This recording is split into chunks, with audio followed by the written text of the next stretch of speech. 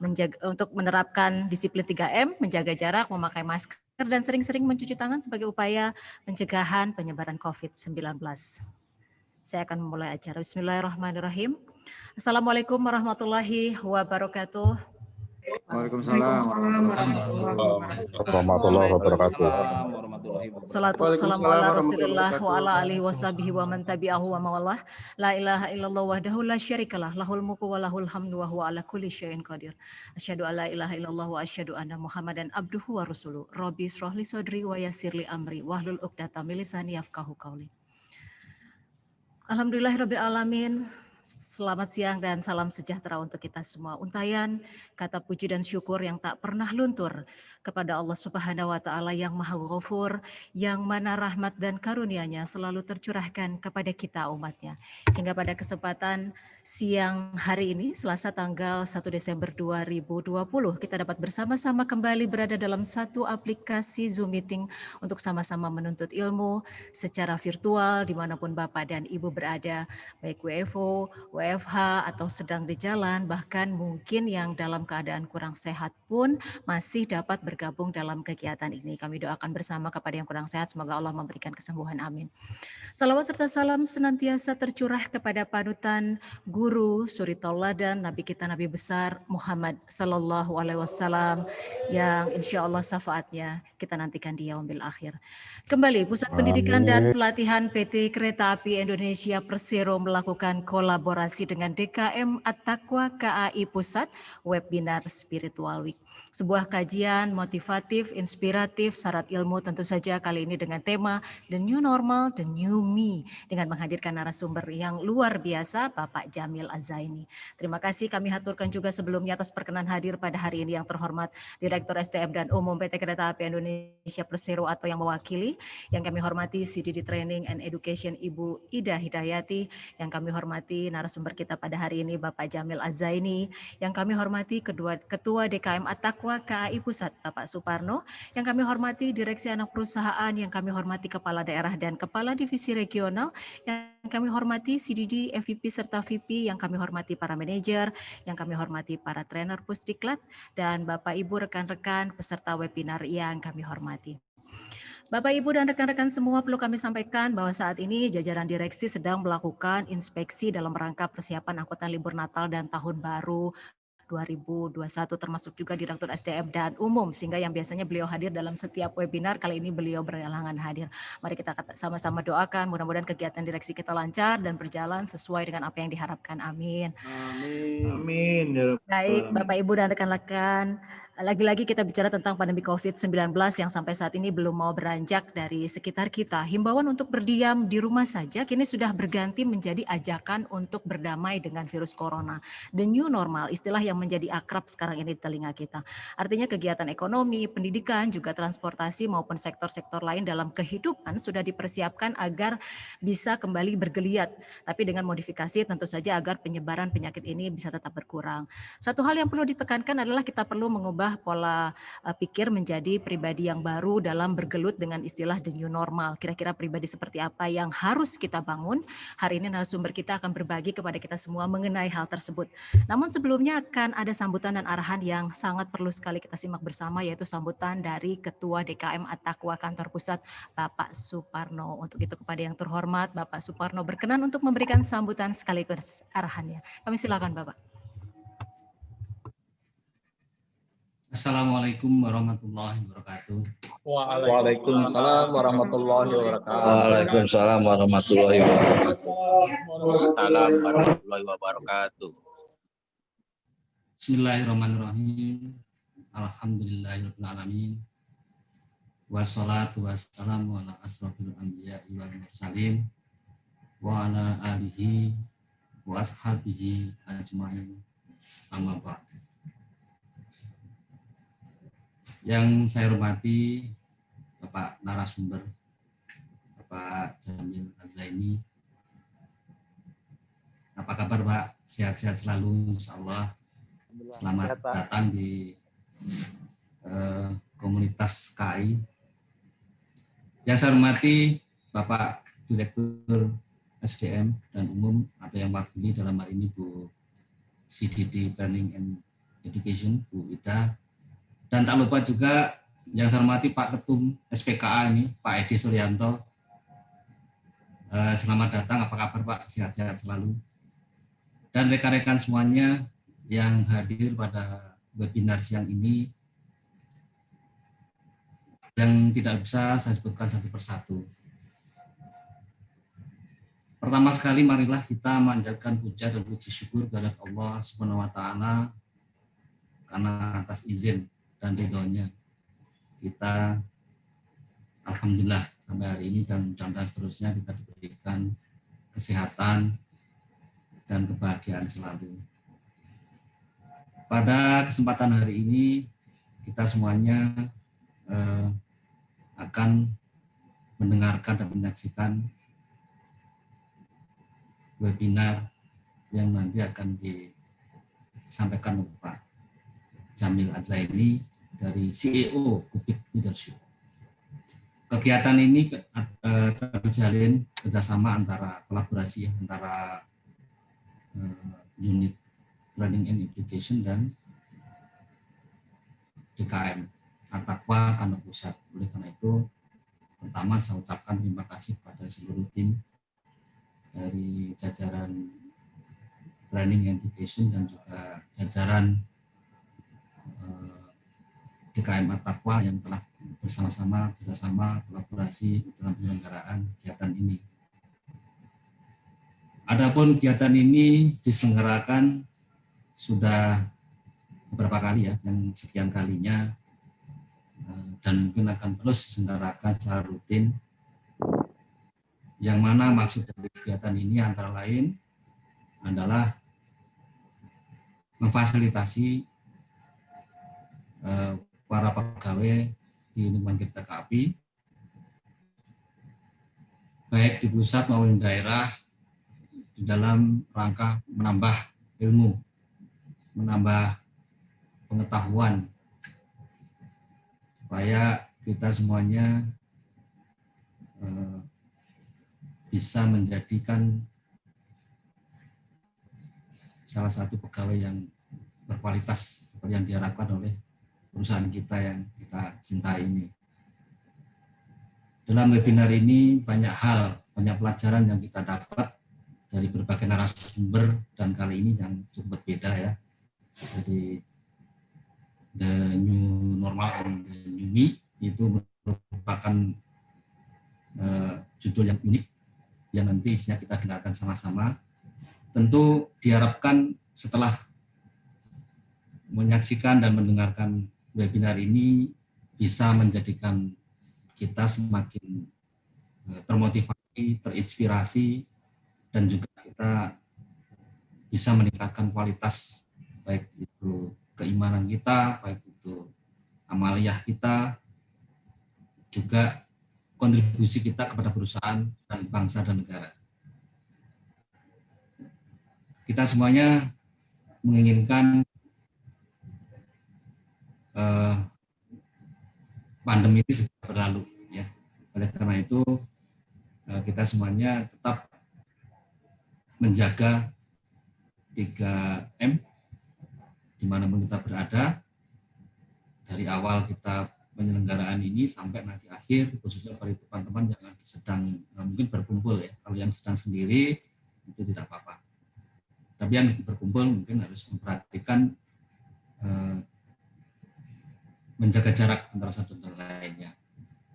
Bapak Ibu sekalian yang saya cintai semuanya, kami selaku Ketua DKM berusaha memberikan kontribusi sebesar-besarnya kepada perusahaan, dan juga kami ucapkan terima kasih kepada DKM-DKM yang ada di daerah yang telah mensponsori, telah mendorong teman-teman semuanya, dan berharap setiap adanya webinar ini rekan-rekan yang sebagai pengurus DKM di daerah, di Balai Asa, di Daop, semuanya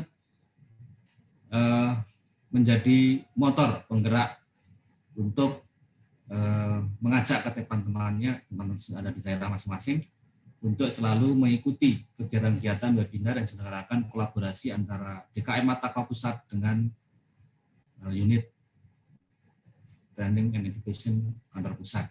semua kembali kepada kita semuanya. Ini untuk kita semuanya.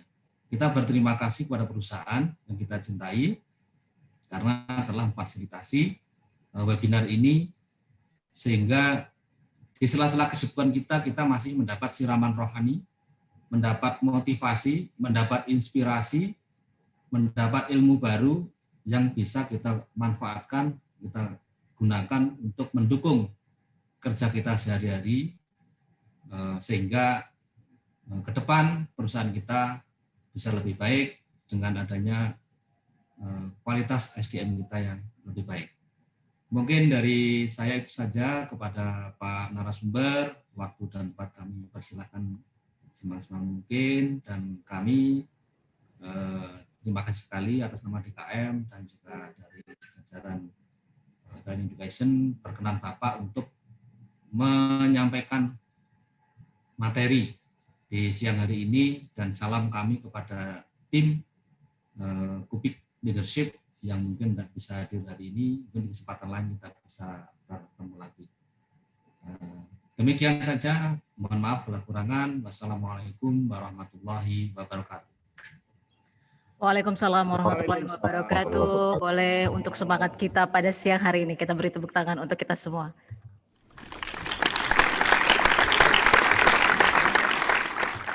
Baik, sekali lagi kami ucapkan terima kasih kepada Bapak Suparno, syukron atas sambutan dan arahannya. Baik, Bapak dan Ibu dan rekan-rekan semua, alhamdulillah saat ini telah bergabung narasumber kita pada hari ini. Beliau adalah Bapak Jamil Az-Zaini, CEO Kubik Leadership. Assalamualaikum Bapak, selamat siang. Salam Mbak Vena, siang.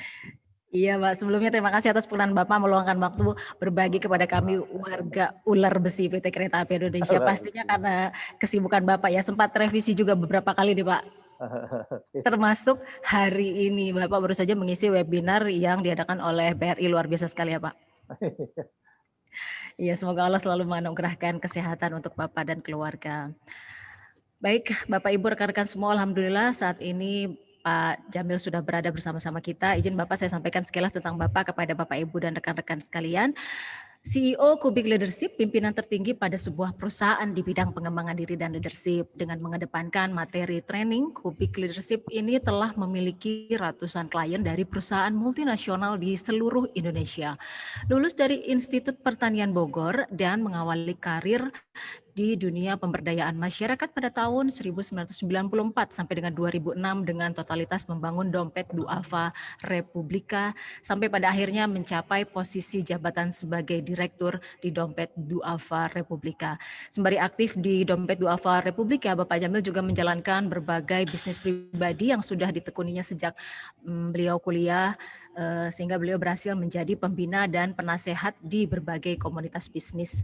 Nah, selain seorang motivator, dosen, pengusaha sudah jelas, beliau juga adalah seorang penulis. Salah satu buku yang menarik di benak saya adalah buku dengan judul Marry Me or Never. Nah, kalau ada waktu nanti bisa cerita ya Pak, sedikit aja tentang buku tersebut. Barangkali bisa memotivasi para Jones atau jomblo-jomblo ngenes KAI. Tapi KAI nggak Jones Pak, adanya jomblo visabilillah. Baik Bapak dan Ibu dan rekan-rekan semua, sampai dengan pukul 14:15 Bapak Jamil akan berbagi bersama-sama kita, termasuk sesi tanya jawab di dalamnya. Mekanismenya Bapak dan Ibu bisa bertanya, barangkali di tengah-tengah paparan sudah ada pertanyaan, boleh di kolom chat, nanti akan saya bantu sampaikan. Dan kepada Bapak Jamil berkenan Bapak juga untuk memimpin doa di akhir sesi setelah tanya jawab. Untuk itu kepada Bapak Jamil Az-Zaini, kami silakan. Baik, terima kasih Mbak Vena. Baik, Assalamualaikum warahmatullahi wabarakatuh.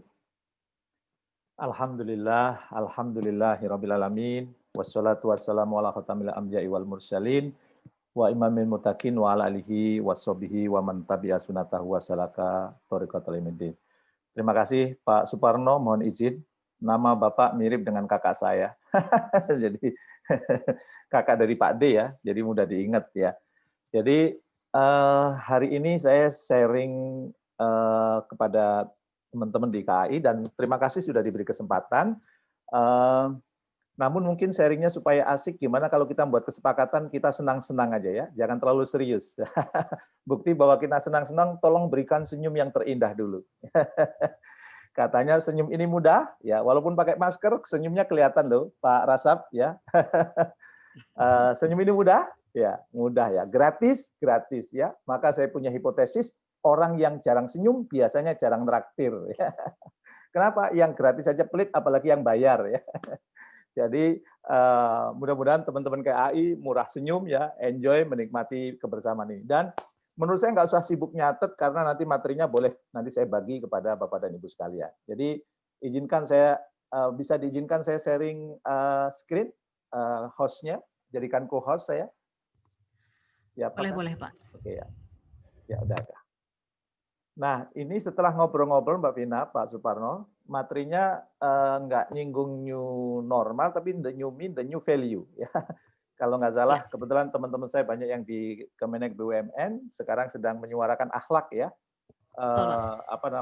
dan mungkin supaya selaras, dan saya yakin KAI juga sedang menyiapkan untuk kemudian menanamkan nilai akhlak ini, maka hari ini saya akan berdiskusi tentang ini. Tapi sebelum lebih lanjut, walaupun Mbak Vina tadi sudah memperkenalkan, izinkan saya ringkas memperkenalkan saya. Nama saya Jamil Azaini, panggil saja Jamil. Jamil itu dari bahasa Arab artinya indah, cantik, tampan.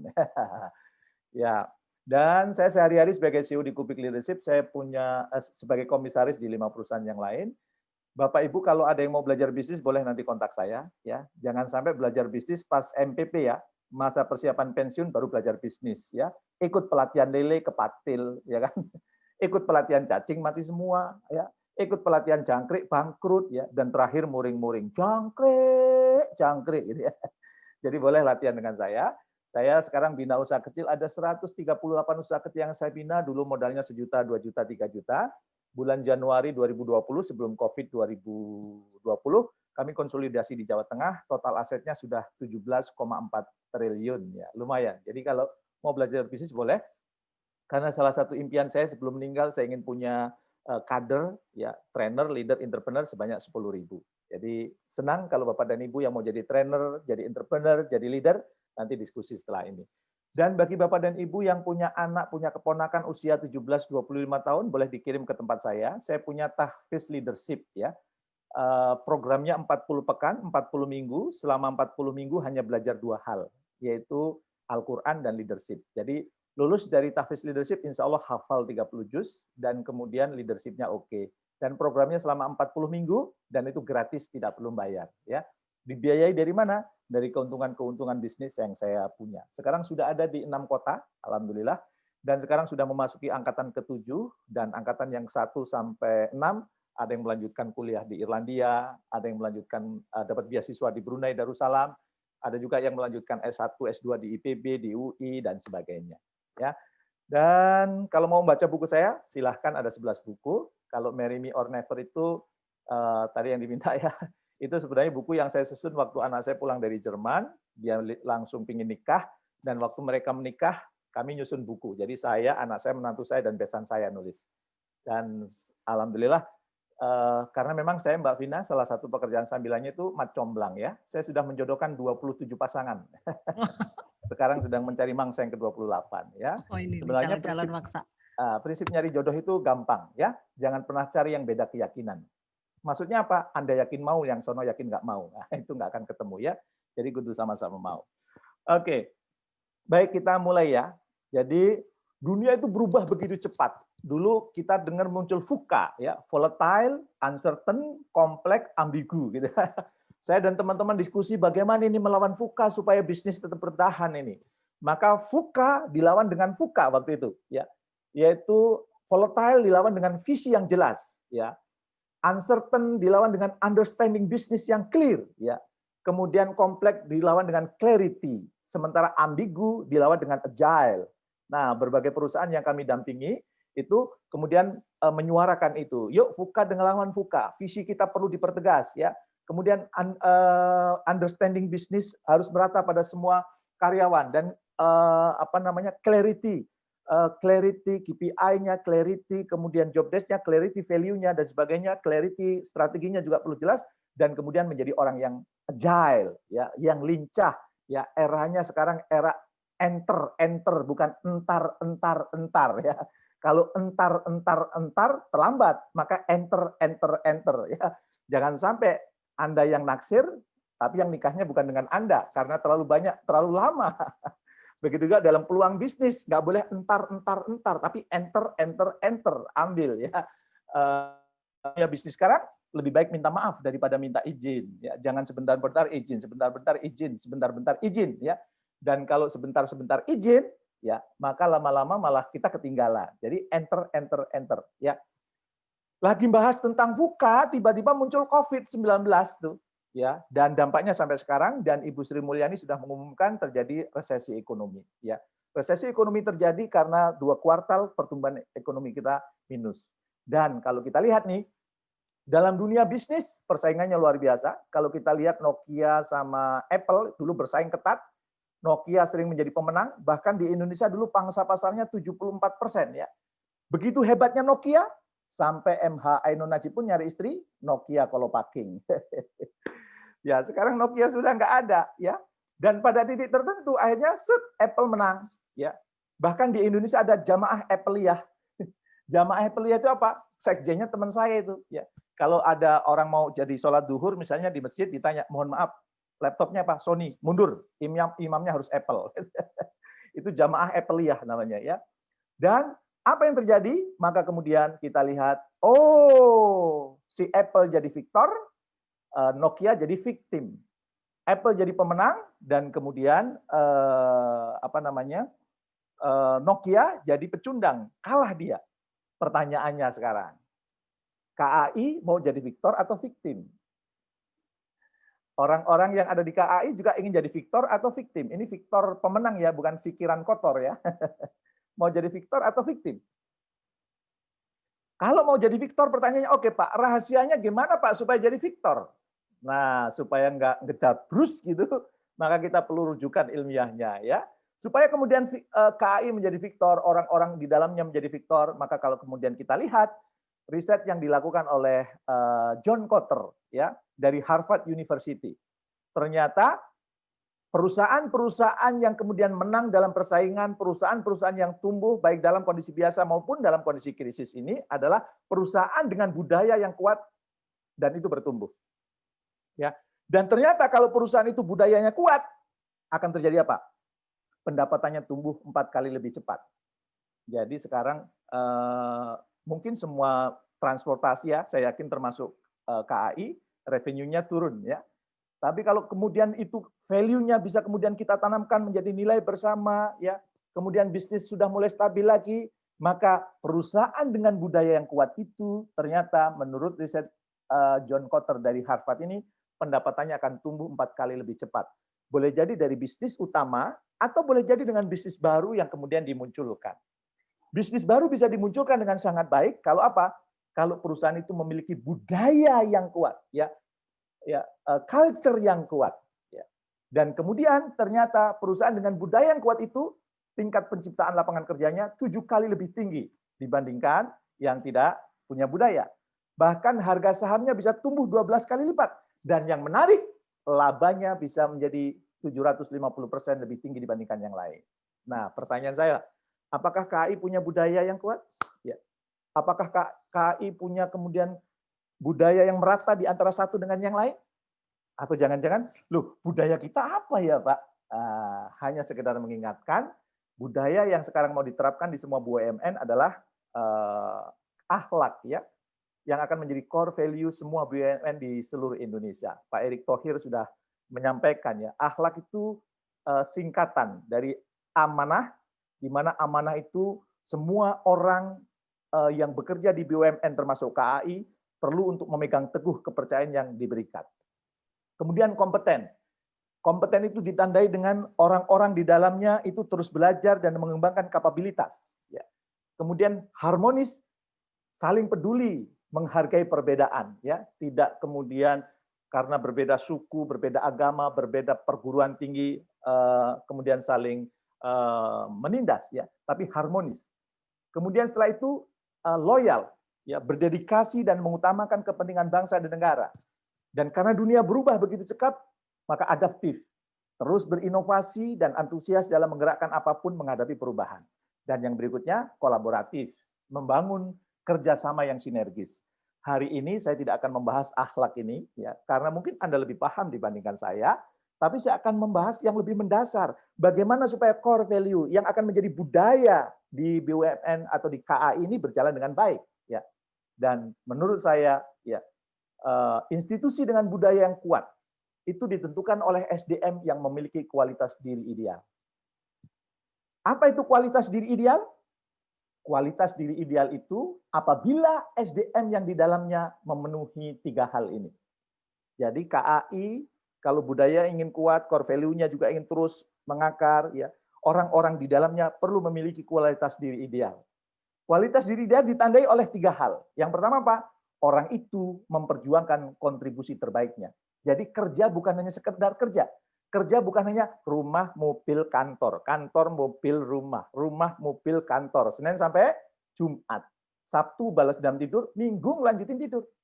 Minggu sore sudah komentar, jangkrik. Besok kerja lagi, ketemu bos lagi, ditanya target lagi. Itu orang yang kerjanya hanya rutin saja. Ya. Selain memperjuangkan kontribusi terbaik, kualitas diri dia expert di bidang yang dibutuhkan. Dia ahli. Orang yang ahli itu dikejar-kejar rezeki. Orang yang tidak ahli itu sibuk mengejar-ngejar rezeki. Dan yang terakhir, kualitas diri ideal itu selain ditentukan oleh memperjuangkan kontribusi terbaik, expert di bidang yang ditekuni dan itu dibutuhkan oleh perusahaan, dan yang berikutnya memiliki value yang khas. Ya, Rasulullah memiliki value al-amin. Kira-kira Anda memiliki value apa? Nah, 3 hal ini perlu ada di dalam diri orang yang memiliki kualitas diri ideal, yang ingin membawa core value, ya, perusahaan mengakar, menyebar kepada seluruh karyawan. Nah, sekarang kita bahas satu-satu, memperjuangkan kontribusi terbaik. Pak, kenapa sih memperjuangkan kontribusi terbaik? Maksudnya apa, Pak? Maksudnya adalah selama kita bekerja di KAI, maka kita perlu berpikir kira-kira kontribusi terbaik apa yang saya berikan. Saya mencari makan di KAI, waktu saya habiskan banyak di KAI, kira-kira kontribusi terbaik saya itu apa ya? Ya, apa yang bisa saya sumbangkan, bukan apa yang bisa saya dapatkan, tapi apa yang bisa saya kontribusikan. Dan kenapa kita perlu berpikir apa yang kita kontribusikan? Karena di dalam agama Islam, Allah itu sesuai dengan prasangka hambanya. Kalau kita berpikir bahwa kita bisa berkontribusi, maka kita bisa berkontribusi. Kalau kita berpikir, wis ora usah ngoyo-ngoyo, pinter budu gajine podo, ya.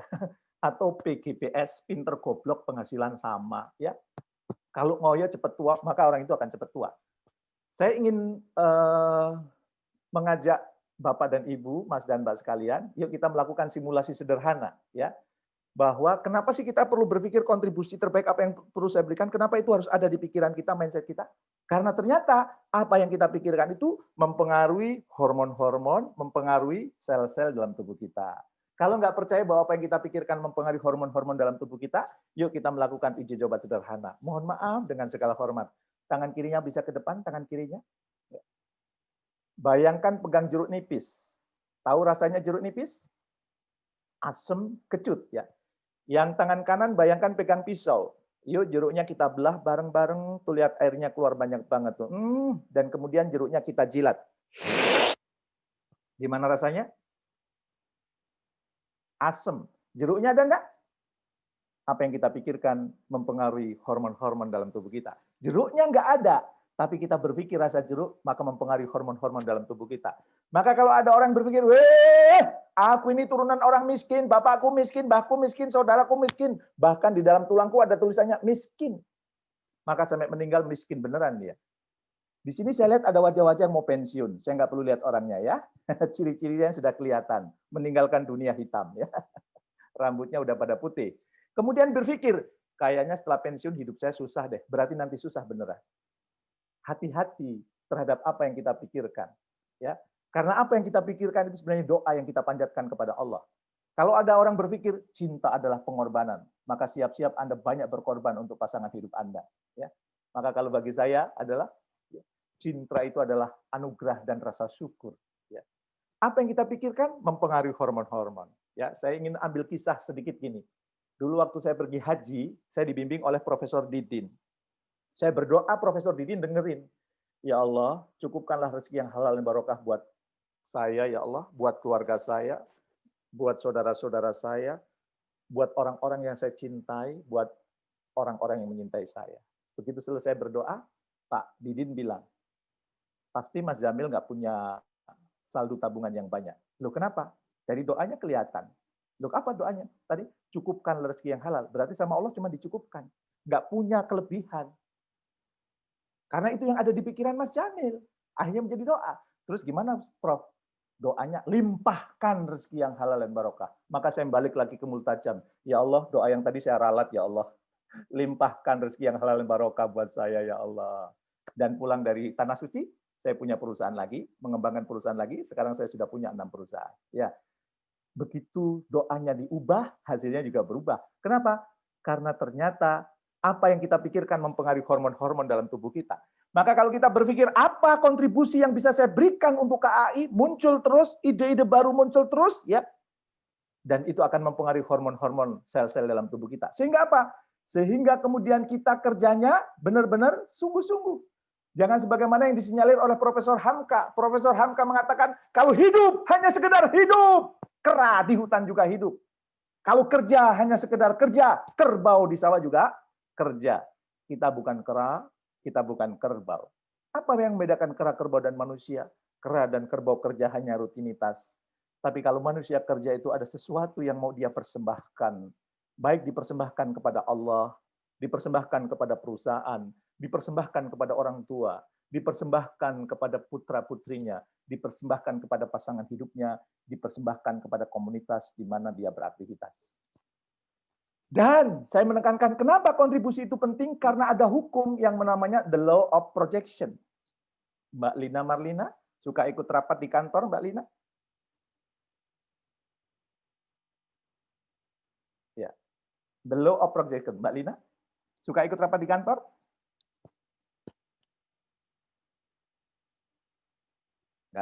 Atau Pak Paino, Pak Paino, suka ikut rapat di kantor, Pak Paino?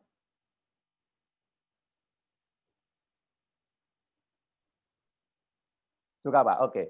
Kalau rapat di kantor itu, kalau kemudian kita rapat, suka ada presentasi, ada layarnya, ya kan? Gambar di layar itu berubah gara-gara gambar di mana? Gara-gara gambar di laptop. Ya. Dan the law of projection itu mengatakan, layar itu adalah kehidupan nyata, laptop itu adalah pikiran kita. Maka kehidupan kita ditentukan oleh pikiran kita. Maka kalau kita berpikir apa yang bisa saya kontribusikan, apa yang bisa saya kontribusikan, maka kemudian sel-sel di dalam diri kita itu akan terus berpikir, apa yang bisa saya berikan ya buat KAI ini ya. Tapi kalau kemudian, PGIPS, pinter goblok, penghasilan sama, gak usah ngoyo-ngoyo. Maka kemudian kita cuma pergi kerja karena absen doang. Kadang pun datangnya telat, pulangnya cepat. Dipanggil sama bosnya, kenapa kamu datang telat, pulang cepat? Sorry bos, dalam hidup saya punya prinsip bos. Dalam satu hari tidak boleh melakukan 2 kesalahan bos. Tadi datang sudah terlambat, maka pulang tidak boleh terlambat bos. Gitu. Ngeyel lihat ya. Tapi kalau ada sesuatu yang dia perjuangkan, ada kontribusi yang ingin disumbangkan, itu akan mempengaruhi hormon-hormonnya. Akan menyemangati kehidupannya. Ya. Maka the law of projection. Apa yang kita pikirkan itu menjadi kehidupan nyata. Kehidupan nyata adalah layar, laptop itu adalah pikiran kita. Maka sebisa mungkin kita terus berpikir, kira-kira kontribusi apa yang bisa saya berikan buat KAI. The law of projection. Ini kontribusi saya. Ya. Jadi waktu ulang tahun saya ke-52, saya kumpulkan semua keluarga saya. Saya bilang, Bapak usianya sudah 52 tahun. Kalau mengikuti usia Nabi, usianya tinggal 11 tahunan. Maka apa yang mau Bapak lakukan selama sisa usia Bapak? Bapak hanya ingin melakukan 4 hal. Yang pertama, setiap hari Bapak ingin hatinya dipenuhi cinta dan rasa syukur. Dengan cara apa? Mendoakan kebaikan buat banyak orang. Ya. Sebagaimana siang hari ini, saya memberikan memberikan webinar kepada teman-teman KAI. Sebelum saya tampil tadi, kalau Anda perhatikan, saya mendoakan Anda semuanya. Dan itu saya ingin aktivitas saya sehari-hari. Yang kedua apa? Saya ingin menginspirasi 25 juta orang untuk hidupnya semakin sukses, semakin mulia. Dan saya ingin memiliki kader ya sebanyak 10.000 trainer, leader, entrepreneur, dan kemudian saya ingin membangun peradaban. Dan saya ingin meninggal dalam kondisi satu di antara 4 itu. Kalau sedang tidak mendoakan orang lain, saya meninggal ketika sedang memberikan training. Jadi Mbak Vena, nanti jangan kaget kalau saya memberikan training ini tiba-tiba meninggal ya. Karena itu impian saya itu. Ya. Atau saya sedang mengkader orang atau sedang membangun peradaban. Sehingga suatu saat kalau saya meninggal dipanggil oleh Allah, Jamil, apa yang kamu lakukan di muka bumi sehingga ada alasan bagiku memasukkanmu ke dalam surga? Maka mudah-mudahan saya bisa menjawab, ya Allah, ya Tuhanku, bukankah dalam hidupku, hatiku aku penuhi dengan rasa cinta dan syukur kepadamu? Bukankah ketika aku hidup, aku mampu menginspirasi 25 juta orang lebih, dan aku memiliki kader 10.000, baik itu trainer, leader, entrepreneur, ya. Dan bukankah aku juga membangun peradaban yang semua itu aku lakukan demi aku mengharapkan cintamu, ya Allah. Dan begitu juga istri saya akan mendatangi saya. Suamiku, aku tidak menyesal menjadi wanita di balik keberhasilanmu. Aku bangga dengan kamu. I love you, sayang. Anak-anak juga bangga. Bapak, sampai kapanpun nama Bapak aku letakkan di nama belakangku karena aku bangga dengan Bapak. Maka menurut saya, orang-orang yang punya kualitas diri ideal itu adalah orang yang memperjuangkan kehidupan ya terbaik yang ingin diwujudkan.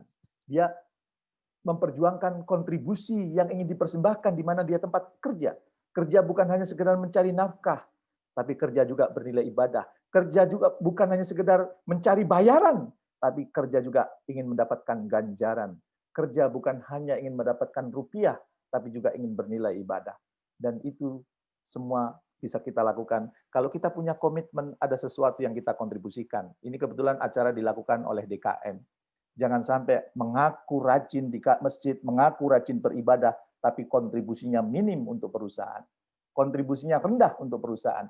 Dan kalau itu terjadi, sungguh kita malu ya. Katanya aktivis, katanya rajin ke masjid, tapi malah kontribusinya minim. Maka saran saya, ya, kita rumuskan ya, apa kontribusi terbaik yang akan Anda perjuangkan di KAI ini.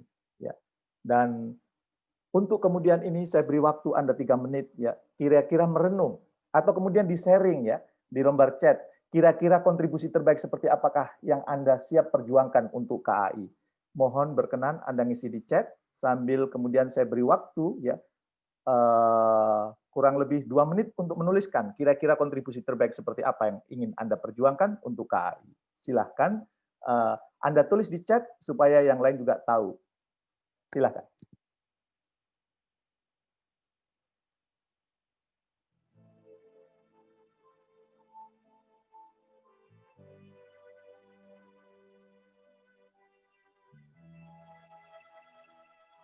Oke, ada yang menjaga nama baik KAI.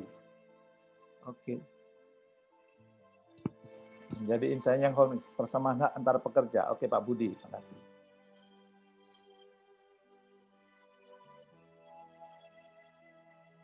Oke, menjadikan KAI transport terbaik untuk bangsa dan negara. Good.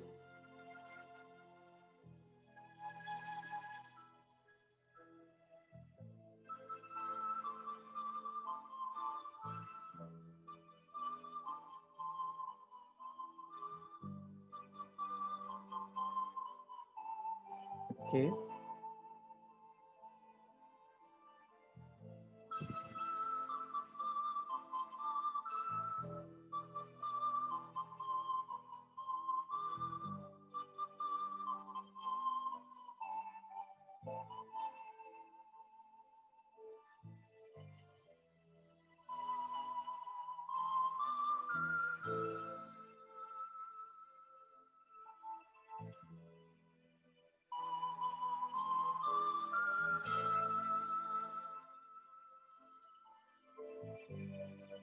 Oke.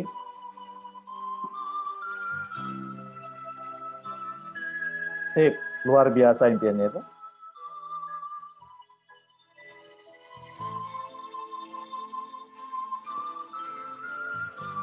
Oke.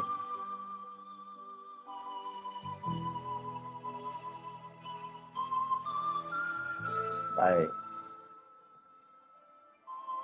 Ya, silakan nanti dilanjutkan. Ya. Sekarang kita lanjutkan ya. Kontribusi terbaik kan kualitas diri ideal bukan hanya kontribusi terbaik. Ada yang kedua itu expertise yang dibutuhkan ya. Apa itu expert? Orang yang ahli di bidangnya, orang yang paling jago di bidangnya, orang yang paling mumpuni di bidangnya. Itu namanya expert ya. Kak, Expert yang dibutuhkan istri saat ini apa kira-kira ya? Dunia sekarang berubah begitu cepat. Anda perlu mengidentifikasi kira-kira ekspertis yang dibutuhkan oleh KAI itu apa ya? Saya bisa memenuhi atau tidak ya? Dan ingat ya, begitu kita bisa memenuhi apa yang diperlukan oleh KAI dan kita expert di bidang itu, maka sampai kapanpun kita akan dibutuhkan. Kalau toh ada perampingan-perampingan karyawan, insya Allah orang-orang yang expert itu yang paling belakangan disingkirkan. Ya, biasanya yang paling kemudian diprioritaskan untuk kemudian di PHK adalah mereka-mereka yang tidak expert di bidang yang mereka tekuni. Maka Anda perlu mengidentifikasi kira-kira expert apa yang dibutuhkan oleh institusi dan saya bisa memenuhi atau tidak. Itu kira-kira ya. Nah, kalau gitu jadilah expert yang sangat dibutuhkan oleh tempat kita bekerja.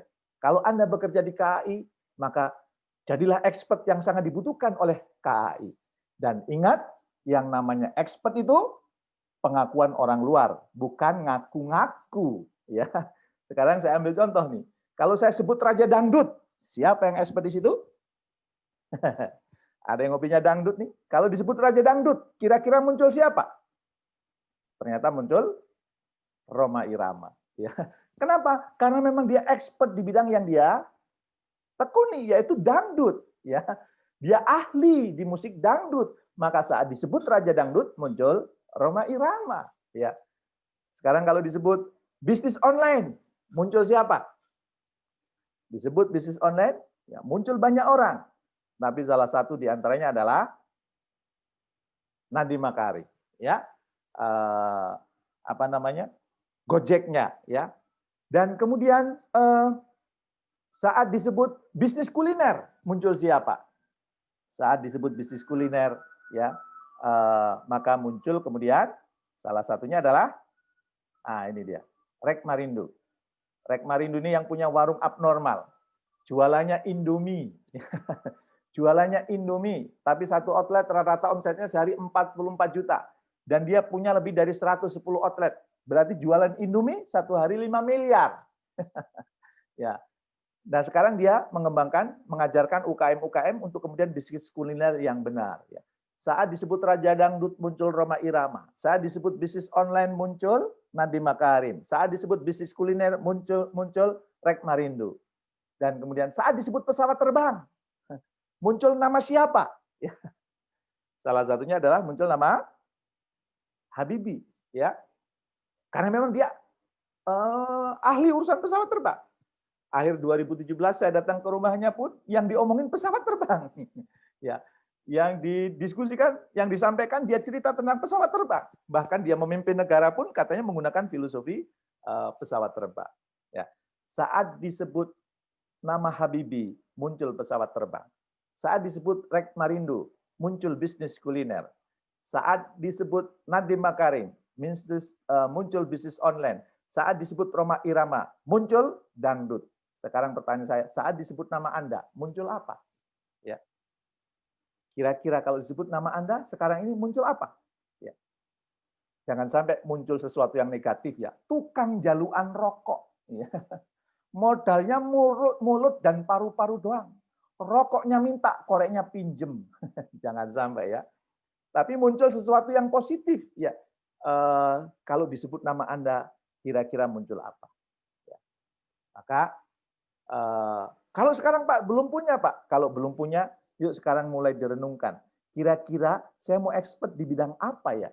Anda mau expert di bidang apa? Ya.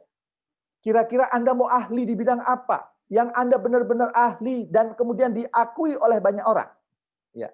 Maka sekarang pertanyaan saya, coba renungkan sejenak dan Anda temukan kira-kira Anda mau expert di bidang apa? Orang yang expert itu dikejar-kejar rezeki, orang yang tidak expert sibuk ngejar-ngejar rezeki. Kira-kira supaya kemudian Anda dikejar-kejar rezeki, Anda akan expert di bidang apa? Silakan saya beri waktu kurang lebih 1 menit untuk menemukan kira-kira Anda mau expert di bidang apa. Silakan. Ditulis juga di chat, sharing, supaya kemudian teman-teman kita tahu, oh temanku ini mau expert di bidang ini ya.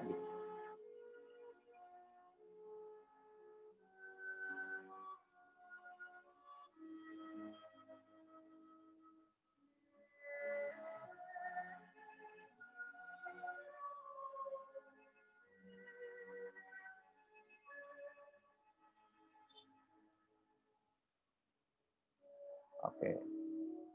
Expert di bidang berbagi ilmu dan kebaikan. Oke. Kalau gitu ditunggu di Akademi Trainer. Jadi trainer yang hebat ya. Konsultan hukum, Pak Iman. Sip. Expert di bidang bangunan. Oke. Peningkatan kemampuan sumber daya. Oke. Pendiri pendidikan kursus bahasa Arab dan tahsin pertama di Cirebon. Amin, Bu Yeti. Non litigasi. Oke. Expert di bidang pelayanan publik, luar biasa.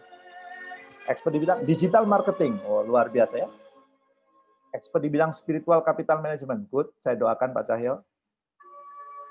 Pengatur perka, oke Pak Wahyu. Expert di bidang customer care, oke. Expert di bidang pelayanan kereta, oke Pak Joko. Expert di bidang perdagangan, wah, Pak Mukhlisin, nah, trainer dan motivator. Boleh setelah ini kontak-kontak ya Pak. Oke. Ada yang domba agriculture, oke. Ada yang motivator, oke. Expert di bidang big data, dan seterusnya. Oke. Oke. Kalau sudah nulis begitu, ya. Pertanyaan berikutnya. Apakah expert Anda sejalan dengan kontribusi yang akan Anda berikan? Nah, kalau ini sejalan, maka Anda akan menikmati kehidupan yang luar biasa. Tapi kalau ini nggak sejalan, Anda ingin expert apa, ya, kemudian kontribusinya apa, ya, maka kemudian apa yang terjadi? Stres kita. Yang paling enak itu sejalan antara expertise yang kita tekuni dengan kontribusi yang mau kita berikan. Nah, maka kemudian pertanyaan ini perlu Anda renungkan. Apakah expertise Anda sejalan dengan kontribusi yang akan Anda berikan? Kalau saya insya Allah, expertise yang saya latih sangat sejalan dengan kontribusi yang kemudian akan saya persembahkan untuk dunia ini. Ya, sehingga ketika meninggal nanti ada sesuatu yang kemudian dipersembahkan kepada Allah Subhanahu Wa Taala. Oke? Kalau sudah jawabannya, mudah-mudahan selaras ya. Yang tidak selaras, maka kira-kira diselaraskan. Apa yang mau Anda ubah? Expertise-nya atau kontribusinya? Supaya hidup itu enjoy, nikmat ya. Berangkat kerja itu seneng ya, bukan terpaksa ya. Kenapa? Karena expert yang mau disembahkan itu, expert yang mau ditekuni itu sejalan dengan kontribusi yang kemudian akan diberikan. Oke, itu yang kedua. Bahwa kualitas diri ideal itu ya selain memperjuangkan kontribusi terbaik yang akan diberikan di mana dia tempat kerja, sehingga dia tidak makan gaji buta. Maka kemudian juga dia perlu expertise yang kemudian dibutuhkan oleh perusahaan, dia punya expertise-nya itu. Dan yang ketiga, memiliki value yang khas. Ya. Kalau Rasulullah value-nya al-amin. Kalau Pak Habibie, imtak dan iptek. Ya. Kalau kita kira-kira apa? Kenapa kita perlu punya value? Mungkin sebagai ilustrasi, gampangnya begini.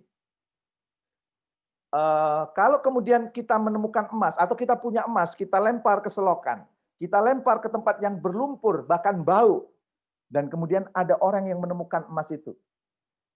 Kira-kira emas itu kalau dijual masih laku nggak? Masih laku. Walaupun berasal dari lumpur. Kenapa? Karena emas itu punya value, punya nilai. Begitu juga kita akan berharga mahal kalau kita punya value. Hidup kita ini dipenuhi dengan value-value kebaikan yang itu melekat kepada kita. Kita bukan hanya seonggok daging yang dibungkus dengan kulit semata, tapi ada value yang melekat pada diri kita. Nah, sekarang pertanyaannya, apa value yang ada dalam diri Anda? Pak, selama ini belum kepikir kok Pak, saya punya value. Kalau gitu yuk kita cari. Apa value yang ada dalam diri Anda? Gimana caranya? Supaya kemudian kita punya value yang ingin melekat dalam diri kita. Ini ada beberapa value yang ini merupakan value-value dari berbagai tokoh dunia ya, yang kemudian diriset oleh tim saya. Oh, ternyata tokoh-tokoh dunia, orang-orang hebat dunia itu punya value-value yang tertulis di sini. Ya, silahkan, mohon maaf bisa disiapkan pulpen sama kertas. Ya, kira-kira di antara value-value yang ini, yang tertulis di depan, ya, kalau ternyata yang Anda harapkan nggak ada, boleh Anda tambah ya. Tapi kalau misalnya cukup dengan apa yang ada ini, coba Anda pilih kira-kira 10 value yang itu dekat dengan Anda. Dari value yang kurang lebih 50 ini, ya, silahkan Anda pilih kira-kira 10 value yang itu dekat dengan Anda. Ya, saya beri waktu kurang lebih 2 menit untuk menuliskan kira-kira value yang dekat dengan Anda di antara ini apa saja. Pilih 10 ya, tidak lebih, tidak kurang. 10 value yang itu dekat dengan Anda, atau ini kayaknya gue banget deh, ini kayaknya aku deh, ini kayaknya sejalan dengan aku deh. Nah, kira-kira apakah value itu? Silakan dipilih 10 dari yang ada ini. Silakan.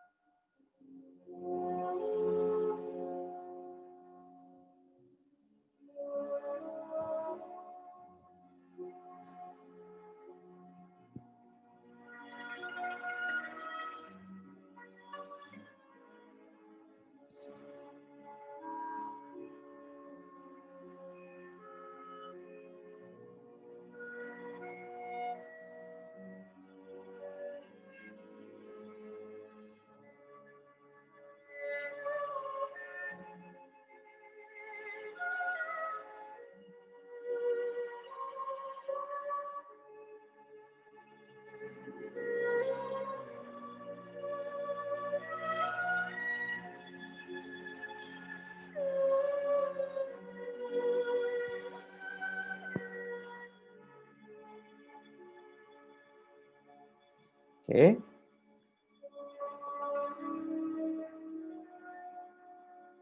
Oke.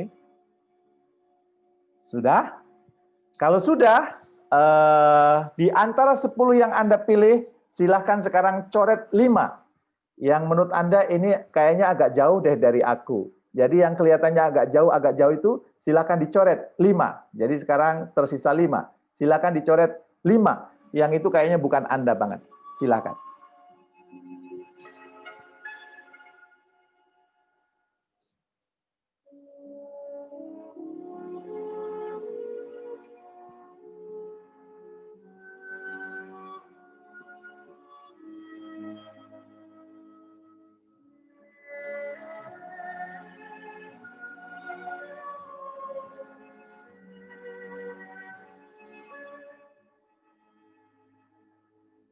Oke, sudah dicoret 5?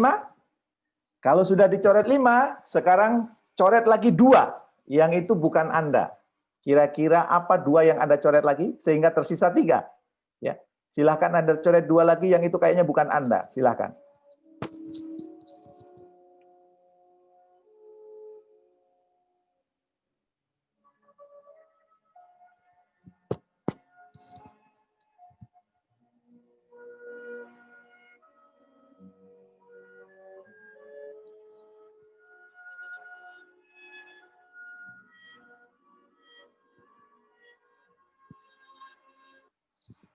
Kalau sudah, maka sekarang coret 2 lagi.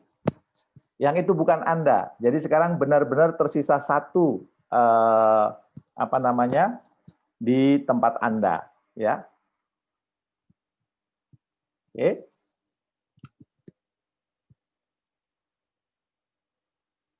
Oke.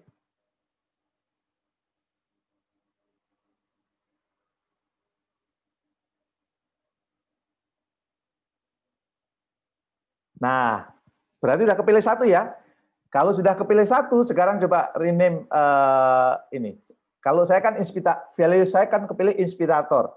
Nah, sekarang maka kemudian apa namanya? Diganti ya. Coba Anda rename, Anda misalnya Jamil menjadi inspirator ya. Jadi sebentar.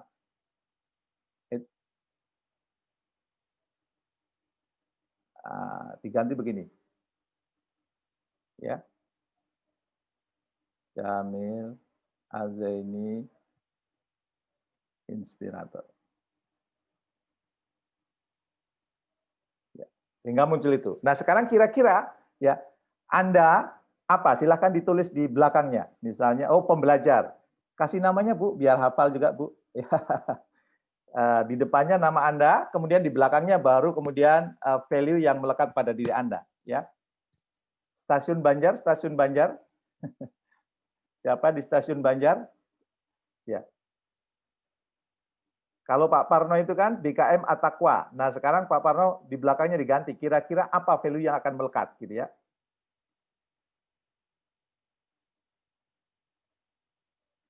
Oke. Oke, terima kasih Bu Lina pembelajar ya.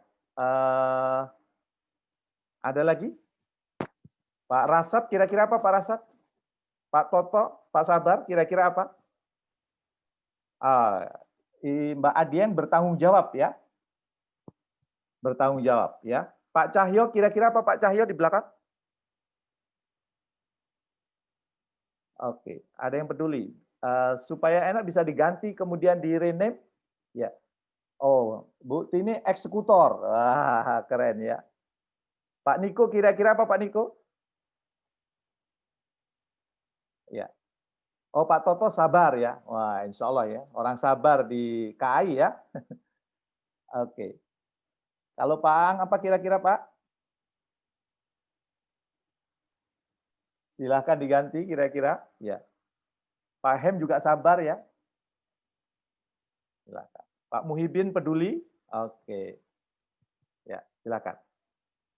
Nah, pertanyaan saya adalah kalau sudah gitu ya. Ya. Apakah value Anda sejalan dengan value perusahaan? Tadi perusahaan ada akhlak ya. Mungkin tidak sama persis. Apakah kira-kira bersinggungan? Mungkin sebagian Anda akan mengatakan, itu kan perusahaan Pak, bukan urusan saya Pak. Kenapa harus selaras Pak? Itu kan bukan urusan saya Pak. Gitu. Perlu saya ingatkan ya. Ingat ya. Value mempengaruhi diri Anda secara sadar atau tidak sadar. Dan perlu saya ingatkan juga, waktu produktif Anda dihabiskan untuk pekerjaan atau di organisasi atau di perusahaan. Ya. Berarti apa? Value perusahaan itu akan berpengaruh kepada value diri kita. Maka seandainya kemudian value yang kita miliki tidak sejalan dengan value organisasi, maka kadang-kadang kita jadi males. Yang terjadi apa?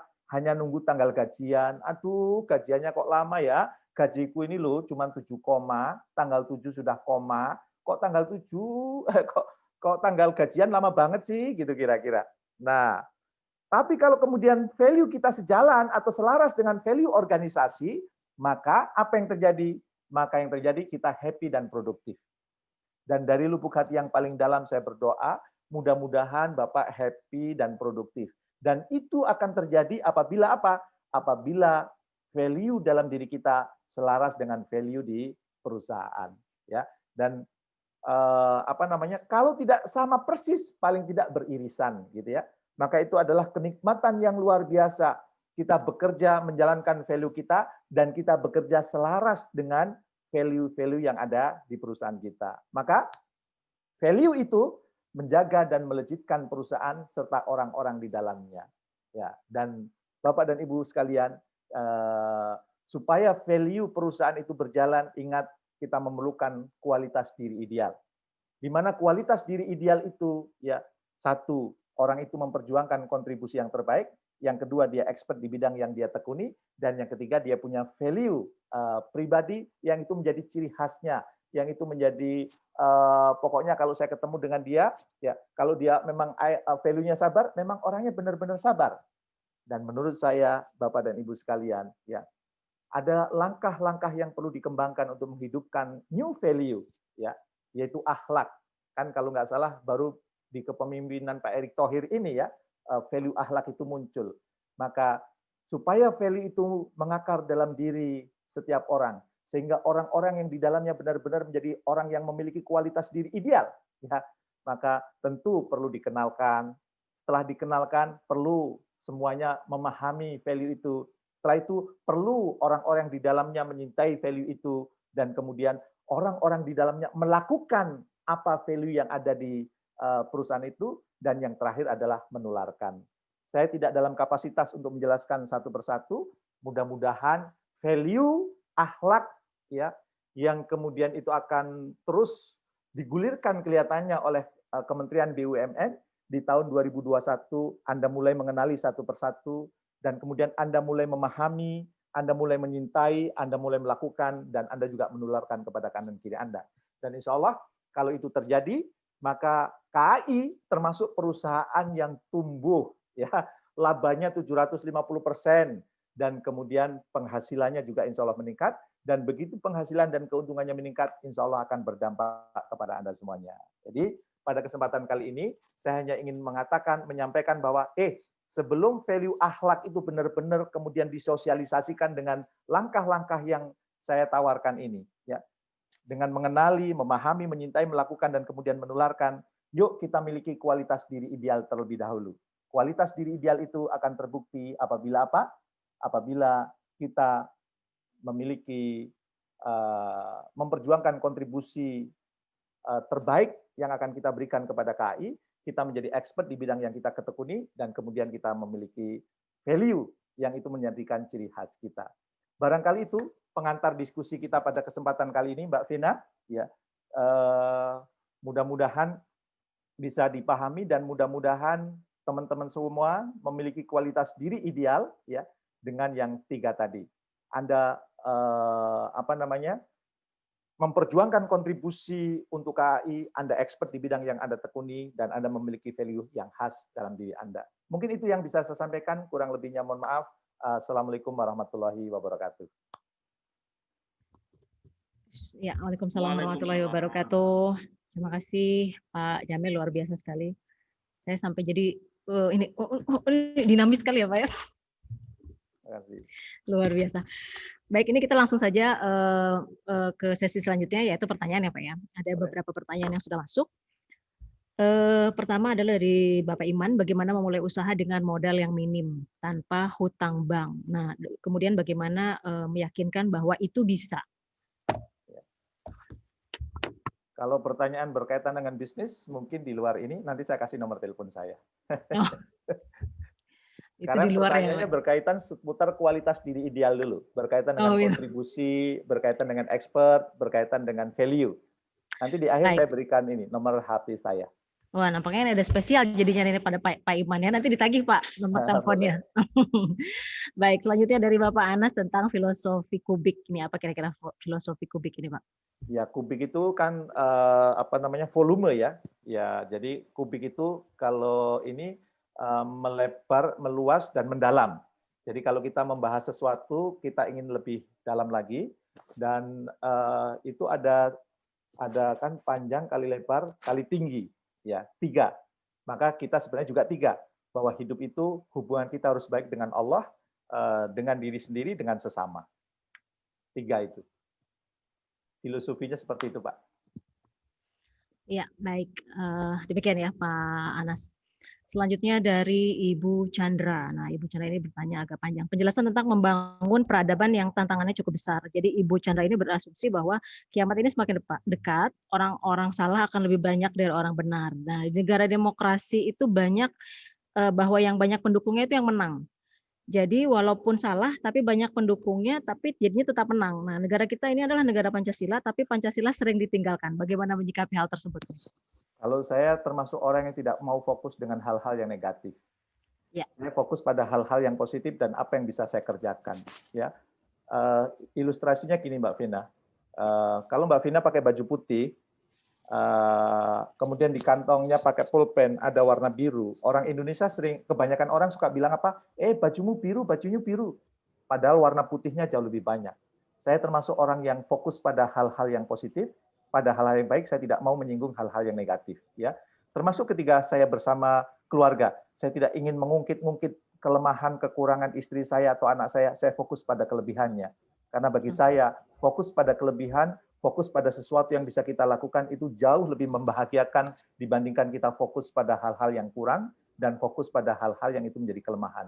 Jadi kalau termasuk begitu juga mengasah kemampuan, saya tidak mau ketika mengasah itu saya akan mengasah kelemahan saya.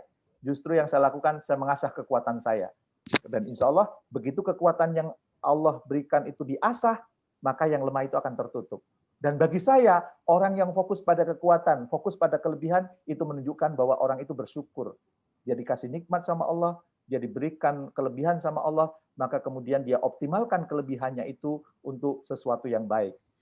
Saya bukan aliran yang kemudian sibuk melihat kekurangan atau kelemahan, dan saya termasuk orang yang kemudian juga tidak mau mengomentari hal-hal yang di luar kendali saya.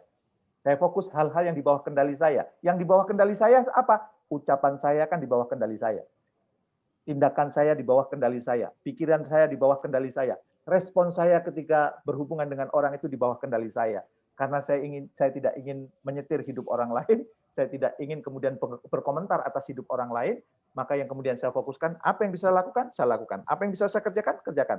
Sibuk dengan kebaikan, bukan sibuk kemudian melihat keburukan. Jadi, kalau saya bilang sama anak-anak saya itu gini, ada dua mata ya, mata lebah dan mata lalat kan. Lalat itu, walaupun kemudian di taman bunga, yang dicari adalah sampah. Lebah, walaupun di tempat sampah, yang dicari tetap bunga. Dan saya ingin menjadi mata lebah. Yang saya lihat adalah kebaikan dan kelebihan orang. Saya tidak mau menjadi mata lalat yang sibuk mencari sampah dan keburukan. Kira-kira begitu, Mbak Vina. Baik Pak, mungkin juga sebaliknya ya Pak. Jadi kalau kita positif sibukkan dengan kebaikan kita sendiri, kita nggak pernah ngelihat kejelekan atau keburukan orang lain. Yang penting kita berbuat kebaikan gitu ya Pak. Kalau misalnya sebaliknya Pak, gini, ada orang-orang yang berpikir bahwa kita bertindak sesuai dengan seperti apa yang orang lakukan terhadap kita. Jadi kita baik, kalau saya baik, kamu harusnya baik. Jadi kalau kamu baik, saya akan baik. Kamu menghargai, saya akan menghargai. Begitu atau tidak? Sebetulnya kan tidak ya Pak ya? Tidak ya Pak? Mau seperti apapun. Saya berbuat baik kepada Mbak Vina bukan karena saya ingin berharap kebaikan dari Mbak Vina. Persis. Saya berbuat baik dengan Mbak Vina karena saya sedang merayu Allah agar Allah menyintai saya. Luar biasa. Saya berbuat baik kepada Pak Rasab bukan karena Pak Rasab mengirimkan sesuatu kepada saya. Saya berbuat baik kepada Pak Rasab karena saya ingin merayu Allah agar dia menyintai saya. Itulah yang disebut cinta segitiga. Saya berbuat baik dengan Pak Paino bukan karena Pak Paino itu memberikan sesuatu kepada saya. Tapi saya dalam rangka merayu Allah, ya Allah, aku menyintai hambamu, aku menyayangi hambamu yang bernama Paino. Karena apa? Aku mengharapkan cintamu, bukan mengharapkan cintanya Paino. Ya, jadi kalau kita melakukan sesuatu itu karena Allah, insya Allah akan dipermudah Mbak Vina. Jadi saya punya ilustrasi begini. Ada orang datang kepada pakai ilustrasinya begini. Ada analogi tukang cukur sedang mencukur orang bijak. Tukang cukurnya bilang, Allah itu tidak ada. Yang dicukur orang bijak jawab, ada. Enggak ada. Ada. Enggak ada. Ada. Kalau Allah itu ada, kenapa hidup saya susah dibiarkan? Kalau Allah itu ada, kenapa bisnis saya sepi dibiarkan? Kalau Allah ada, kenapa rumah tangga saya berantakan dibiarkan? Berarti Allah itu enggak ada. Orang yang bijak tetap jawab, ada. Dan mereka berdebat. Selesai dicukur orang bijak bayar. Allah itu ada. Yang tukang cukur tetap jawab, Allah nggak ada. Buktinya hidup saya susah dibiarkan. Bukti rumah tangga saya berantakan, dibiarkan, nggak ditolong. Buktinya bisnis saya sepi juga nggak ditolong sama Allah. Berarti Allah nggak ada. Maka orang bijak ini meninggalkan tukang cukur, jalan beberapa meter dari tempat cukur, ketemu orang gila rambutnya gondrong. Maka orang gila itu dituntun ke depan tukang cukur. Dan dari luar, orang bijak mengatakan, tukang cukur nggak ada. Ya ada, saya kan yang nyukur Anda tadi. Tukang cukur nggak ada. Ada, saya nyukur Anda tadi. Kalau tukang cukur ada, kenapa orang ini rambutnya gondrong dibiarkan? Dari dalam jawab, ya dia tidak datang kepada saya, bagaimana saya mencukur? Begitu juga bagaimana Allah menolong kamu. Kalau kamu tidak pernah datang kepada Allah, kamu akan ditolong oleh Allah kalau kamu datang kepada Allah. Dan kalau saya toh berbuat baik dengan Pak Hem, berbuat baik dengan Ibu Ading, berbuat baik dengan Mbak Herni, bukan karena saya ingin mendapat balasan itu. Kenapa? Karena saya sedang mendekat kepada Allah. Saya sedang merayu Allah supaya Allah itu mendatangkan cintanya kepada saya. Balasannya bodoh amat.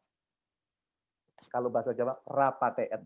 Ya, saya tidak berharap balasan darimu, saya hanya berharap balasan dari Allah yang menyintai saya. Yang itu ya satu-satunya yang saya harapkan cinta. Ya, kan begini Mbak Vena, kalau saya cinta kepada istri saya gratis, cinta kepada anak saya gratis, cinta kepada saya gratis, cinta kepada orang-orang saya gratis, cinta kepada klien saya gratis. Yang saya hanya minta bayaran, cinta saya kepada Allah. Saya minta itu dibalas sama Allah. Tapi kalau cinta kepada sesama manusia, saya tidak perlu balasan. Yang dibalas adalah, yang sedih adalah kalau kita cinta sama Allah, tidak dibalas sama Allah. Maka, yuk, kalau cinta sama sesama manusia, unconditional love, tanpa syarat. Tapi kalau cinta sama Allah, kita berharap bahwa cinta kita dibalas sama Allah. Itu kira-kira Mbak Vina. Aduh, menginspirasi sekali nih Pak. Saya jadi baper. Bagaimana jadi cara merayu Allah, datang kepada Allah dengan cara berbuat baik, itu juga ibadah ya Pak ya, berbuat baik juga. Kita rayu Allah, datang kepada Allah, yang lain biarin aja. Baik, selanjutnya pertanyaan dari Bapak Budi. Dalam usaha untuk meningkatkan kualitas diri dan pengembangan pribadi dapat dipengaruhi oleh lingkungan. Bagaimana kita jika berada di lingkungan yang tidak mendukung untuk meningkatkan kualitas diri dan pengembangan pribadi? Oke, saya ingin tanya, yang tanya siapa tadi? Bapak Budi. Pak Budi, binatang apa yang lompatnya paling tinggi dibandingkan dengan ukuran tubuhnya? Kalau menurut ilmu biologi ternyata adalah kutu anjing. Nah, kutu anjing itu mampu lompat 300 kali dibandingkan ukuran tubuhnya. Wush, tinggi dia. Wush, tinggi dia. Wush. Nah, sekarang kutu anjingnya diambil, terus ambil kotak korek api, isi kotaknya dikeluarin. Sekarang kutu anjing masukkan di kotak korek api. Begitu dia loncat, tuh, aduh, benjol. Tuh, aduh, sakit. Tuh, aduh, sakit. Akhirnya lompatnya disesuaikan. Tuh, asik, nggak kena. Asik, nggak benjol. Setelah 2 minggu, kutu anjingnya dikeluarkan dari kotak korek api, dia lompat. Hore! Aku bisa lompat tinggi sekali. Pertanyaan saya, Mbak Vena, lompatnya setinggi apa? Setinggi korek. Setinggi kotak korek api. Padahal dia ditakdirkan oleh Allah lompat berapa kali? 300 kali. 300 kali dibandingkan dengan ukuran tubuhnya. Betapa banyak orang yang kemudian punya potensi luar biasa, tapi lompatnya hanya setinggi kotak korek api. Siapa kotak korek api kita? Lingkungan kita. Atasan kita bisa menjadi kotak korek api? Bisa. Selama saya jadi bos lo, jangan berharap lo naik. Dan kemudian kita mendengar itu. Berarti itu menjadi kotak korek api buat kita. Gaji bisa menjadi kotak korek api? Bisa. Gajiku kan cuma 10 koma, ngapain ngoyo-ngoyo? Kalau mau suruh kerja keras, aku gajinya dinaikin dong. Begitu kita tidak mengeluarkan potensi kita karena gaji kita, maka gaji menjadi kotak korek api. Teman bisa menjadi kotak korek api? Bisa. Alas, gak usah ngoyo-ngoyo, gak bakal jadi direksi. Kamu bentar lagi pensiun. Dan kemudian kita tidak memberikan karya apapun, karena omongan teman kita, maka teman kita itu menjadi kotak korek api. Gimana caranya? Saya tidak mau didikte oleh orang lain. Ini hidup saya. Saya tidak mau terpenjara oleh kotak korek api. Maka kemudian saya membebaskan diri dari kotak korek api. Kenapa? Yang menentukan hidup saya adalah saya. Ya, kebahagiaan dunia akhirat saya adalah hak saya. Maka kemudian sesuatu yang kemudian baik dari orang lain saya ambil, sesuatu yang menghambat kemudian saya cuekin. Ya, jangan pernah menyalahkan orang lain. Ini buat para jamaah masjid, ya, atau buat teman KAI, ingat ya, kalau Anda ingin bertumbuh, jauhi 3 penyakit. Penyakit yang pertama, blame, kerjaannya nyalahin orang. Kerjaannya nyalahin pihak orang lain. Wah, ini karena direksi nggak support, blame. Atau ini kantor pusat nggak dukung ini, blame. Yang kedua, excuse, pinter banget buat alasan. Kenapa pekerjaan kamu nggak tuntas? Iya Pak, gara-gara Yunani bangkrut Pak. Apa hubungannya Yunani dengan kinerja kamu? Yunani bangkrut, Pak, berdampak pada ekonomi Eropa, kemudian sampai Asia, sampai stasiun sini, Pak. Excuse. Yang ketiga, denial, menolak nasihat, menolak saran. Kamu nggak usah nasihatin saya. Hah? Saya kerja di KAI sebelum KAI berdiri. Wah, yang punya tanah itu ya. Atau kamu nggak usah nasihatin saya. Hah? Kuliah kita IP-nya beda. IPK saya 4,0. Kamu 4,0 2 semester. Semester ganjil 2,0, semester genap 2,0. Di jumlah 4,0. Itu denial, menolak nasihat. Ya. Mbak Vina, penyakit pertama apa tadi? Blame. Huruf pertamanya B. Penyakit kedua excuse. Huruf pertamanya E. Penyakit ketiga denial. Huruf pertamanya D. Kalau disingkat bed. Bed itu artinya tempat tidur. Orang yang punya 3 penyakit ini lebih baik di tempat tidur. Nggak usah ngantor ke KAI. Karena orang yang punya 3 penyakit ini biasanya hobinya meludah. Meludah di sumur yang airnya dia minum. Sudah tahu dapat gaji dari KAI, kerjaannya jelek-jelekin KAI. Ya, maka nggak usah ngantor. Beto-beto, slipo-slipo, turo-turo di rumah. Nggak usah ngantor. Kenapa? Karena punya penyakit blame, excuse, denial. Nah, supaya kita bertumbuh, Pak, tadi yang nanya ya. Supaya kita bertumbuh gimana?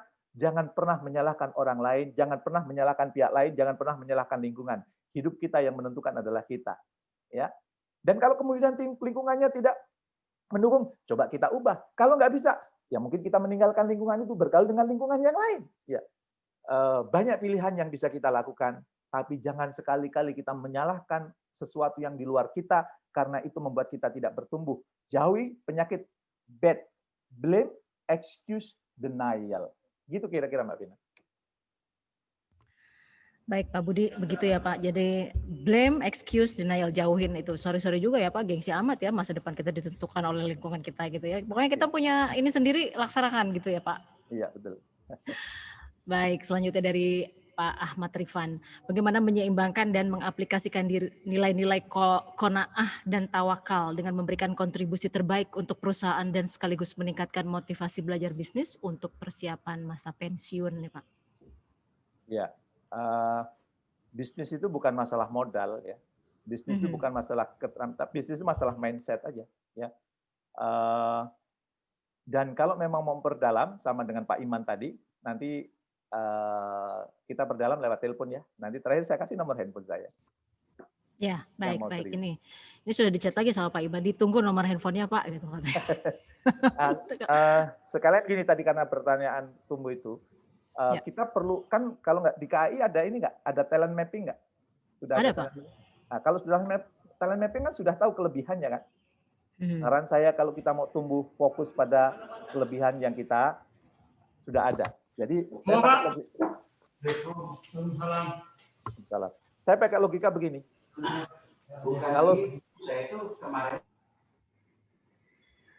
Kalau saya pemain, saya biasa menggunakan tangan kanan, ya main badminton pakai tangan kanan. Tiba-tiba musuh saya datang pakai tangan kiri, kurang ajar. Lawan saya pakai tangan kiri. Akhirnya saya main pakai tangan kiri. Menang atau kalah? Kalah Pak D. Kalah Pak D. Masuk Pak Eko. Kalah. Kenapa? Karena saya menggunakan kelemahan saya. Ya. Berarti apa? Kalau kita mau menang dalam karir, kalau kita mau menang dalam kehidupan, jangan fokus pada kelemahan, fokus pada kekuatan. Dan kalau kita fokus pada kekuatan, itu bukti syukur kita kepada Allah, dan itu hidup kita menjadi enjoy. Kenapa? Karena yang ada itu rasa syukur. Orang yang fokus pada kelemahan, yang ada itu nggak rasa syukur. Tapi kalau kita fokus pada kelemahan, kekuatan dan kelebihan kita, itu kita fokus pada rasa syukur, dan insya Allah siapa yang bersyukur nikmatnya ditambah oleh Allah. Orang yang fokus pada kelebihannya, orang yang fokus pada keunggulannya, maka kemudian dia akan menjadi pemenang. Ya, oke. Saya sering memberi contoh gini, Mbak Vina. Mana di antara orang ini yang paling pintar? Habibie, Ronaldo, Rudi Hadisuwarno, Rudi Hartono. Masing-masing pintar pada bidangnya. Masing-masing pintar pada bidangnya. Ronaldo, Habibie jago buat pesawat. Suruh main bola sama Ronaldo kalah. Rudi Hartono jago main badminton. Suruh masak kalah sama Rudi siapa itu? Ya. Rudi Herudin. Ya. Rudi Herudin kalah sama Rudi Hadisuwarno suruh motong rambut. Berarti masing-masing kita sama Allah sudah diberikan kekuatan, maka gunakan kekuatan itu untuk bersaing. Termasuk kalau mau bisnis, mau berkarir, maka fokus pada kekuatan. Maka PR-nya apa? Temukan kekuatan yang ada pada diri Anda dan bersainglah dengan kekuatan itu. Jangan fokus pada kelemahan. Orang yang fokus pada kelemahan itu sesungguhnya kurang bersyukur kepada Allah. Itu. Baik. Baik, jadi bukan soal biaya ya Pak ya, temukan kekuatan dan bersyukur. Iya. Baik, selanjutnya dari Bapak Agustiawan, bagaimana menselaraskan ideal dengan realistis? Jadi idealnya dengan kenyataannya, selarasnya bagaimana itu Pak? Kalau saya ya, kalau sesuatu itu ideal dan sesuatu itu penting buat saya perjuangkan. Kalau seandainya kenyataannya belum ada, ya berjuang. Itulah hidup. Ya. Dan ketika berjuang pasti ada tantangan. Maka kemudian saya mengatakan, saya punya quote yang itu selalu menyemangati saya kalau lagi down. Apa itu? Pelaut yang ulung tidak akan lahir di laut yang tenang. Orang-orang yang hebat tidak akan pernah lahir dari orang yang tidak pernah mendapat cobaan dan ujian. Ya. Jadi kalau suatu ini belum ideal, ya kita berjuang.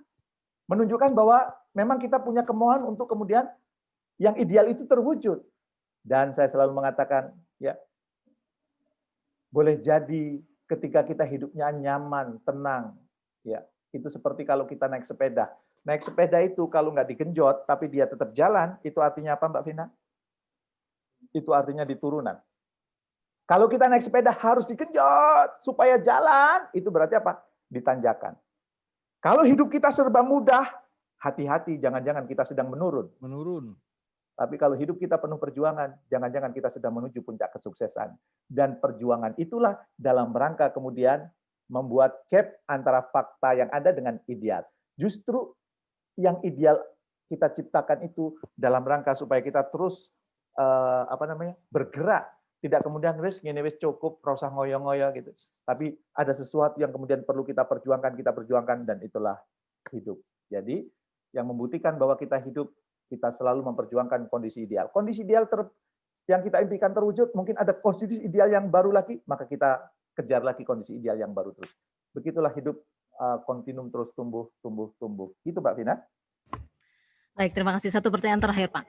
Mohon dari Bapak Syaifuddin Ahmad, mohon izin bertanya Bapak, bagaimana untuk menjadi diri sendiri, berdaulat. Jadi caranya bagaimana? Tadi kan bagaimana menjadi diri sendiri, sekarang bagaimana caranya berdaulat atas diri sendiri? Berdaulat itu maksudnya berdamai dengan masa lalu atau apa ini? Bagaimana untuk menjadi diri sendiri? Ya, kalau mau menjadi diri sendiri, ya tadi Pak. Coba dimulai dari kontribusi apa sih yang mau Bapak persembahkan di muka bumi ini? Ya. Kemudian expertise apa sih yang Bapak ingin melekat pada diri Bapak? Dan value apa sih yang ingin Bapak melekat pada diri ada dalam diri Bapak? Ya. Dan kemudian fokus pada itu. Oke, saya sebelum meninggal saya ingin berkontribusi bahwa setiap hari saya ingin mendoakan orang lain. Sebelum meninggal saya ingin menginspirasi 25 juta orang lebih. Dan kemudian setiap hari saya ingin mengkader 10.000 trainer leader entrepreneur dan saya ingin membangun peradaban. Itu diri saya. Karena saya punya sesuatu yang saya kontribusikan, maka saya perlu expertise, keahlian untuk itu. Oh, untuk mewujudkan itu, saya perlu ilmu mentoring, saya belajar mentoring. Untuk mewujudkan itu, saya perlu ilmu public speaking, saya belajar public speaking. Ya, untuk mewujudkan itu, saya perlu belajar ilmu coaching, saya belajar ilmu coaching. Dan untuk mewujudkan itu, saya pun perlu jaringan yang luas. Maka setiap hari saya membangun jaringan ke sana kemari. Dan value apa yang kemudian ada dalam diri saya, yaitu inspirator. Ketemu dengan siapapun, saya ingin orang itu atas izin Allah terinspirasi oleh saya. Saya nggak mau kemudian ketemu hanya hahaha diskusi drama Korea, ya. Tapi sesuatu yang kemudian bisa menginspirasi orang itu, sesuatu yang kemudian bisa membuat orang itu sudut pandangnya meluas. Sebagaimana ada orang waktu itu berantem bapak dan anak. Kebetulan saya ada di situ. Maka sang bapak saya ajak ngobrol. Kenapa berantem dengan anak? Anak saya itu durhaka sama saya. Boleh nggak kalau saya pakai pikiran lain? Jangan-jangan yang durhaka bapak kepada anak. Kok bisa begitu?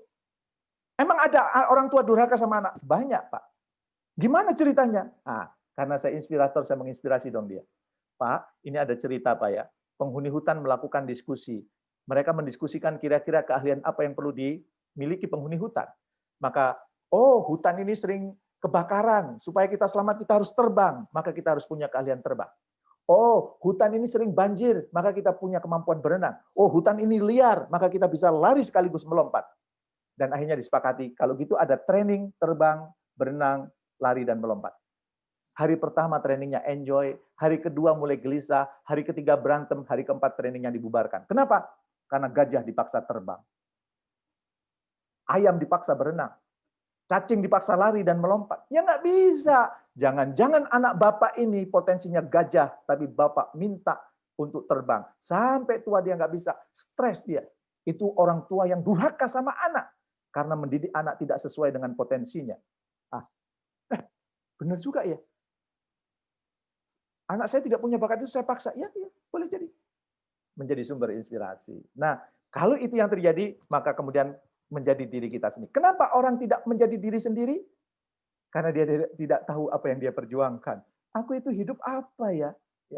Jangan-jangan kerja pun tidak ada sesuatu yang mau dikontribusikan. Sehingga kerjanya pun menjadi P16. Tahu P16, Mbak Vina? Pergi pagi, pulang petang, pantat peot, pinggang pegel, pala pusing, penghasilan pas-pasan, pajak pula, pas pensiun, penyakitan. Nah, itu P16. Ya.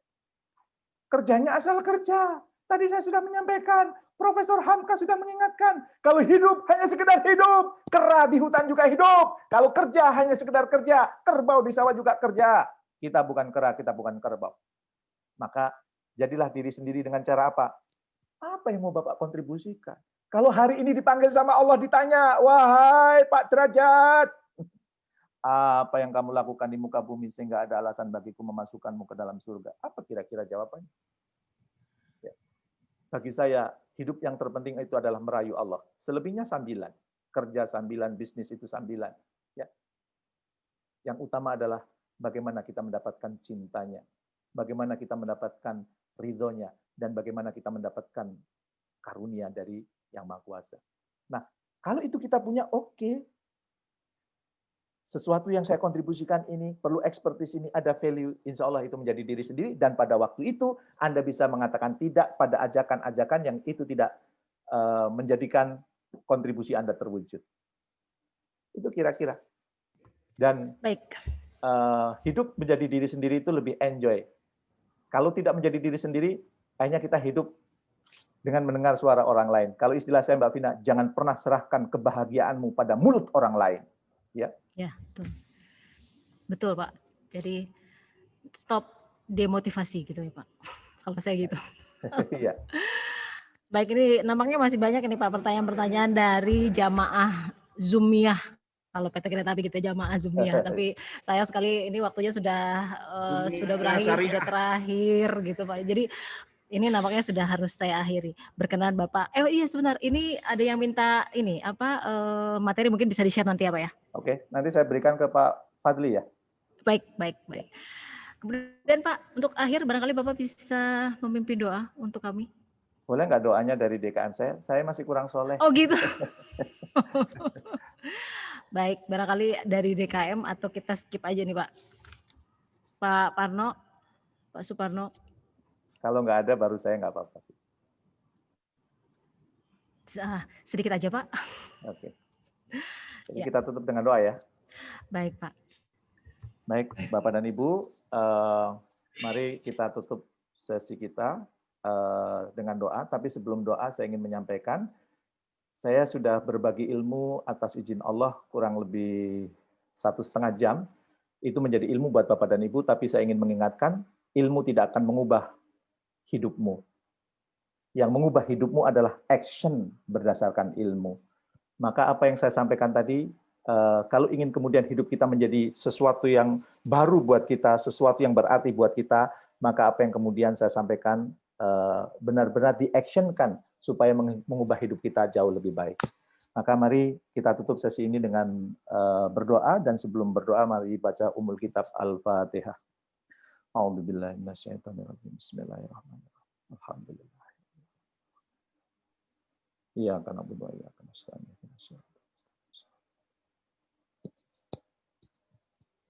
Bismillahirrahmanirrahim. Alhamdulillahirabbil alamin.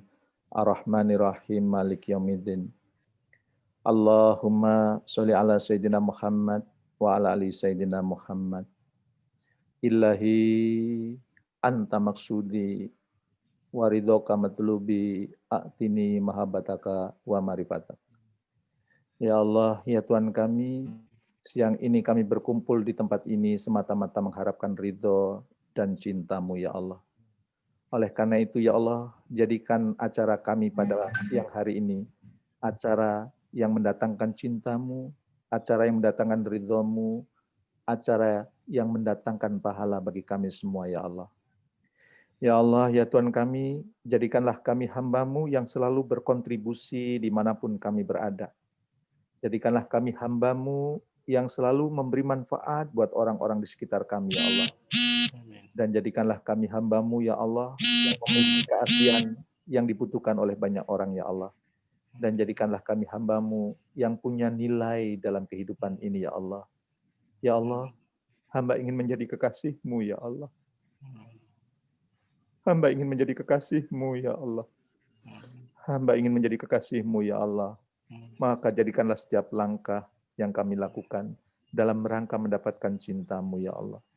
Jangan Kau berpaling dari kami, ya Allah. Karena yang terpenting dalam hidup kami adalah cinta-Mu, ya Allah. Kasih sayang-Mu, ya Allah.